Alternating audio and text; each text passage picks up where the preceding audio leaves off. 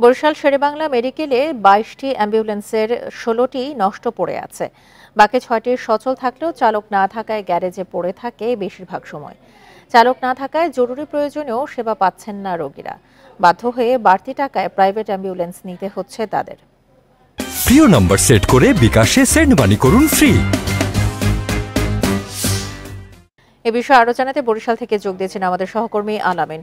আলামিন, কোনো medical college বিশ্ববিদ্যালয়ে এতদিন ধরে অ্যাম্বুলেন্স পড়ে আছে নষ্ট হয়ে, এই বিষয়টি কি ঊর্ধ্বতন কর্তৃপক্ষ জানেন? আর চালক সংকটের কথা বা চালক না থাকার কথা যে বলা হচ্ছে, এটি কি আসলেই চালক না থাকার কারণে হচ্ছে নাকি কোনো সিন্ডিকেট জড়িত এর পেছনে?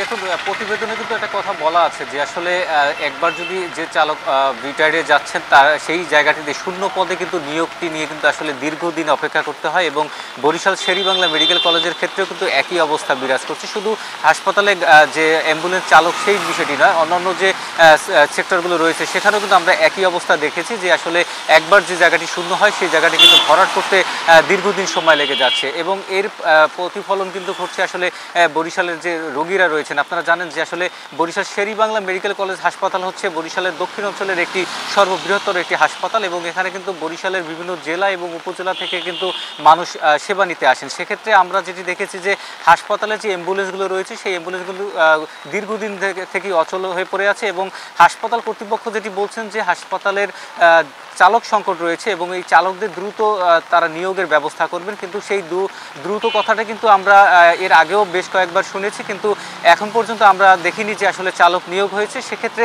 হাসপাতালে যে গাড়িগুলো রয়েছে, অ্যাম্বুলেন্সগুলো রয়েছে সেগুলো কিন্তু আসলে পড়ে রয়েছে এবং এগুলো কিন্তু পড়ে থাকার কারণে দীর্ঘদিন তাদের যে যন্ত্রাংশগুলো রয়েছে গাড়ির সেগুলো কিন্তু আস্তে আস্তে বিকল হয়ে পড়ছে, যার ফলে কিন্তু সেগুলো কিন্তু আর সচল করার সুযোগ থাকছে না। নতুন করে কিন্তু আবারও এই গাড়িগুলো অ্যাম্বুলেন্সগুলো কিন্তু আবারও মেরামত করতে হবে এবং বা নতুন করে ক্রয় করতে হবে। সেক্ষেত্রে আমরা যেটি দেখেছি হাসপাতালের সামনে কিন্তু বেসরকারিভাবে বেশ কিছু সিন্ডিকেট গড়ে উঠেছে। এখানে কিন্তু যারা রোগী রয়েছেন তারা কিন্তু এই বেসরকারি যে অ্যাম্বুলেন্সগুলো রয়েছে সেটি কিন্তু ব্যবহার করছেন এবং এতে কিন্তু তাদের বাড়তি ভাড়া গুনতে হচ্ছে। যেখানে হাসপাতালের অ্যাম্বুলেন্সে প্রতি কিলোমিটার ২০ টাকা করে দিতে হয়, সেখানে কিন্তু এর চেয়ে দ্বিগুণেরও বেশি টাকা কিন্তু খরচ করতে হচ্ছে রোগীদের। সেক্ষেত্রে যেটি রোগীদের পক্ষ থেকে দাবি করা হয়েছে যে হাসপাতালে যে অ্যাম্বুলেন্সগুলো রয়েছে সেগুলোকে সচল করা এবং হাসপাতাল কর্তৃপক্ষ বলছেন যে এগুলোকে সচল করার জন্য তারা চেষ্টা চালিয়ে যাচ্ছেন এবং রোগীদেরও দাবি যে এগুলো যদি সচল করা হয় তাহলে তারা কিন্তু আসলে যে বাড়তি ভাড়া তাদের যে গুনতে হচ্ছে সেই বাড়তি ভাড়া থেকে কিন্তু তারা